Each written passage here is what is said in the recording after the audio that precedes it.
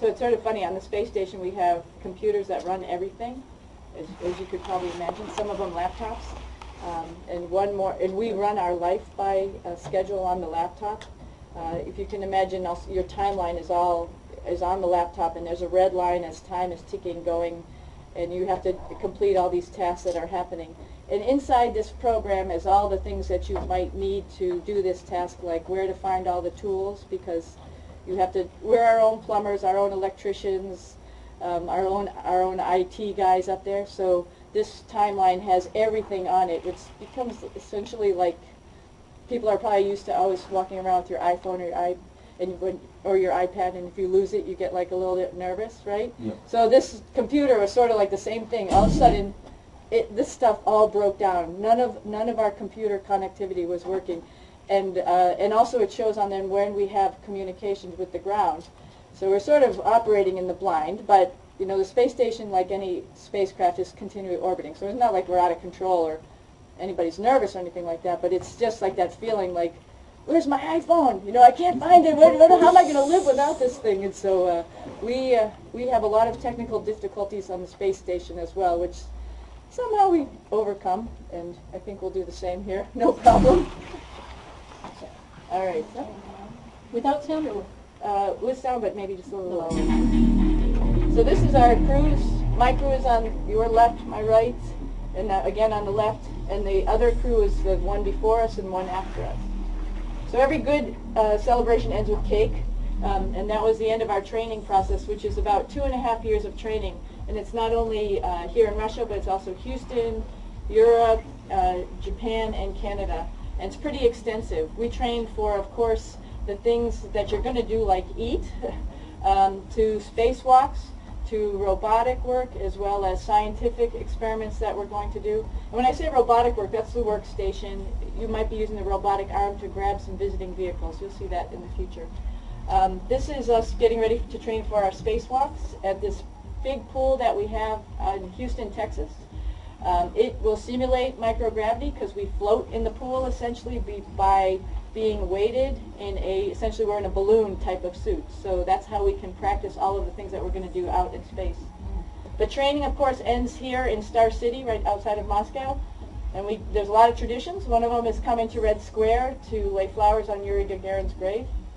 And then 2 weeks before launch or so, we go down to Baikonur in Kazakhstan and live there in quarantine for 2 weeks. This is the last day of quarantine as we're getting ready to launch this morning. So we all have a door of the room that we stayed in, and we sign the door. Aki's signing in Japanese. His door was filled with signatures, so he was a new door. We all learn Russian as well as English, so I'm trying to spell my name here in Russian a little bit, and just in case nobody got it, I used a little hieroglyphics. Lots of traditions, of course. We all plant a tree before we fly. We have a press conference with our backup crew down in Baikonur, and this is what I call our last shower before we go to space for the next four months or so. And Aki is not Russian Orthodox, but was very happy to be blessed by somebody before he put his butt on a rocket, is what he said. So I thought that was pretty apropos. So this is about 4 in the morning, just to give you a time hack, for about an 8:30 launch. We leave the quarantine facility, go try on our spacesuits, pressure check it, make sure it's going to work, walk out to say goodbye to management and for them to give us a little good luck pat as we get ready to get on the rocket. There also, the rocket's going to need a pressure check also, so we'll be in our seats in the rocket for about 2 hours or so before the launch. Family and friends, about 15 family and friends are down there with a lot of other management types watching the launch. This is in the steppes of Kazakhstan. You can see how flat it is, which is good because this is a staged rocket, which means parts come off as they're being used up. Those big 4 stages on the bottom are called the first stage, and they'll come off after a period of time and land out there in the steppes where not many people live, thankfully. The ride is very smooth. It's liquid propelled. You can see Yuri's daughter's doll in the corner. That's our gravity meter. So as soon as the 3rd stage finishes, she'll start to float, and so will we if we unstrap ourselves from our seat. Took us about 2 days to get to the space station. We docked and came in this hatch right here to the crew that was waiting for us. We fooled around a little bit, but then got right to work because we had a lot to do. We are our own experiments, and so we do a lot of experiments on ourselves. We take our own blood samples and urine samples on a monthly basis, so you can see what's happening to the metabolism. There's thoughts that there's changes in vision, and so we do a lot of tests nowadays on our eyes to see what happens with microgravity and changes in intracranial pressure. So that's one of the big things that we're always doing continually. This is a minus 80-degree freezer where we can store all of those samples that we take so we could send them back down to the ground to be analyzed.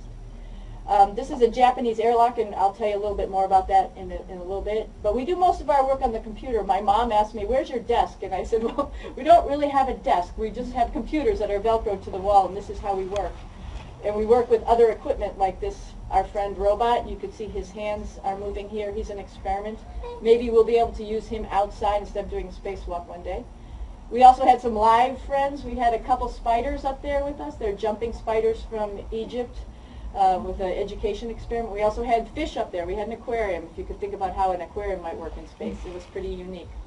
But like I was mentioning in the beginning, we practiced for spacewalks because we knew we were going to go outside, as we call it, and do one spacewalk. That's Aki on the end of the robotic arm. That's me right in front of the space station right there.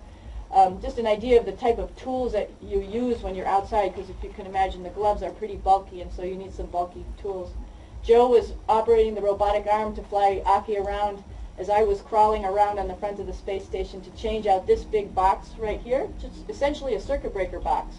We had some difficulty, so our folks in MCC Mission Control came up with some really unique ideas, some handmade tools even, for us to go in and actually clean the threads of where this box interacts with the space station. Pretty needed piece of equipment. We have 4 big solar arrays, and all the power from one of the solar arrays goes through this box to run all of those laboratories that I was telling you about. So this pretty critical piece of equipment. Ended up doing 2 spacewalks to get that fixed, and then did a 1/3 spacewalk to help with an ammonia problem that we had. Liquid cooling garment is what we wear under the spacesuit to keep you cool while you're working hard outside.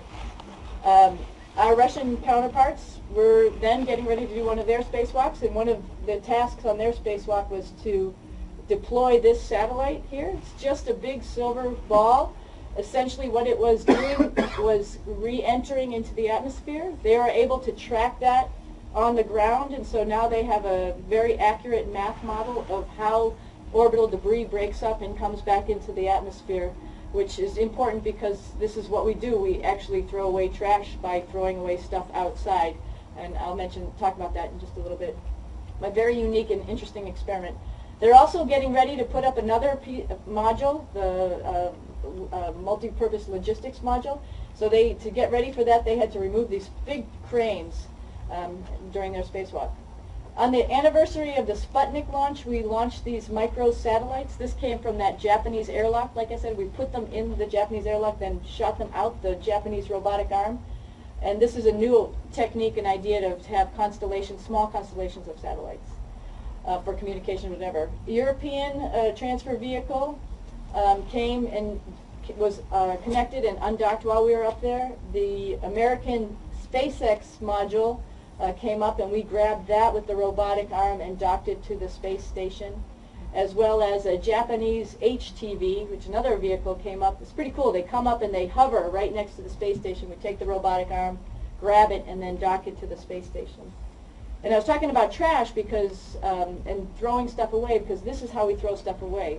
We empty those out of experiments, food, gas, water, but then we put all of our trash right back in one of these things, and we let it go, and it's on a trajectory such that it burns up coming into the atmosphere, and that's how we get rid of all our trash. And so it's nice to have really accurate models of how that's all happening to make sure we let go of these things in case any parts come back to Earth.